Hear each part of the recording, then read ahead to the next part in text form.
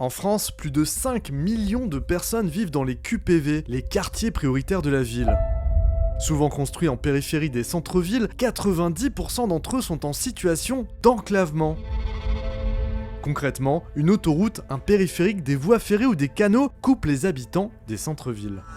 Il y a plusieurs difficultés. Le premier, c'est l'accès à l'emploi. Il y a également l'enclavement sur l'accès à la culture, sur l'accès aux équipements sportifs, sur l'accès à la vie quotidienne. Ces quartiers, très souvent, sont des oubliés de la ville et les habitants qui y sont ont l'impression de ne pas faire partie de la ville. Généralement construit à l'époque du tout-voiture, pour entrer et sortir des QPV, il faut une voiture, mais tout le monde n'en a pas les moyens. Le coût d'une voiture par an, c'est 6 000 € et la population de ces quartiers n'est pas toujours en capacité de l'assurer. On y compte 2 fois plus de ménages qui ne sont pas motorisés.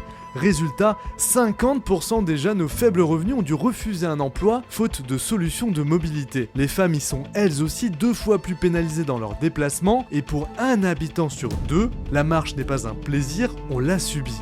C'est un cercle vicieux parce qu'effectivement, il y a cette espèce de séduction vers la voiture et donc de frustration parce qu'il n'y a pas la possibilité de l'assumer. Il y a 21 quartiers prioritaires de la ville sur l'Eurométropole de Strasbourg, c'est un peu plus de 80 000 habitants et l'ambition que nous avons, c'est effectivement à la fois désenclaver les quartiers et permettre à tout un chacun d'utiliser des modes de déplacement qui soient confortables et faciles.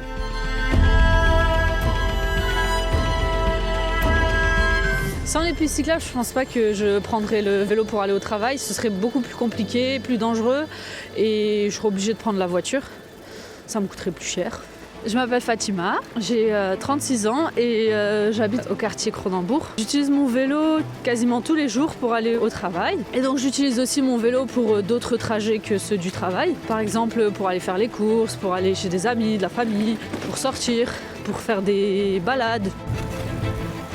Moi c'est Hervé, je suis infirmier et j'habite dans le quartier de Königshofen. C'est à peu près 15 minutes du centre-ville en vélo.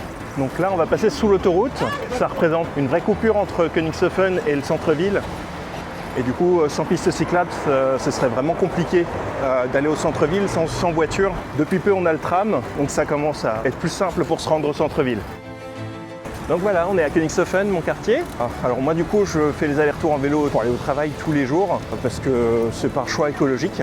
Et puis on va pas se le cacher, une voiture ça coûte cher. C'est un budget pour moi et ma femme et notre fille, ça aurait été compliqué de joindre les deux bouts avec une voiture. Il y a le premier pilier, c'est autour des infrastructures. Donc il faut développer, relier, désenclaver ces quartiers. C'est par le réseau cyclable, c'est par des passerelles, c'est par un certain nombre de tunnels pour que l'ensemble de ces quartiers soit relié à la ville pour notamment les vélos et les piétons. Ici on est sur le quartier de la Citadelle. Son principal enclavement est lié à l'emploi. C'est aussi pour cela que nous allons créer très rapidement une passerelle permettant d'arriver rapidement à la zone d'emploi du port autonome où il y a près de 13 000 emplois. Le réseau cyclable, c'est extrêmement important, mais ça ne suffit pas. Il faut se familiariser au vélo, c'est le cas pour les enfants, mais c'est aussi le cas, notamment dans les quartiers prioritaires de la ville, pour des adultes, notamment pour ceux qui n'ont jamais fait de vélo de leur vie et qui, avec l'usage du vélo, vont pouvoir accéder au boulot, à la formation et aussi à des activités sportives et culturelles. J'ai 21 ans, c'est mon première fois que je fais du vélo. C'était mon rêve, voilà, j'apprends. C'est effectivement une question de santé publique parce que dans les quartiers prioritaires de la ville, le taux d'obésité est plus important par rapport au reste de la population. Les pratiques sportives sont bien moins importantes que les autres quartiers et donc l'usage du vélo et de la marche, c'est quelque chose qui est important pour la santé de tout un chacun. Le dernier pilier, c'est la connaissance. Faire savoir quelle est l'existence du réseau de transport collectif, quelle est l'existence du réseau de pistes cyclables et c'est aussi l'utilité de l'Agence du climat de faire connaître toutes les solutions les plus pratiques, les moins chères, les plus confortables pour tout un chacun et notamment pour les jeunes. Oui, c'est vrai que la contribution du réseau vélo et marche a été importante, notamment à travers le guide à pied ou à vélo dans les quartiers prioritaires et qui donne toutes les bonnes pratiques qu'il convient de mettre en œuvre dans ces quartiers. Et donc, je crois que c'est un outil important pour les acteurs du vélo, mais aussi pour l'ensemble des collectivités. Il faudrait continuer à mettre des pistes cyclables pour entrer et sortir facilement des quartiers. Ça permettrait de se passer de voitures et tout le monde serait gagnant. Et là, c'est chez moi. C'est important d'avoir un local dans l'immeuble pour sécuriser aussi les vélos la nuit.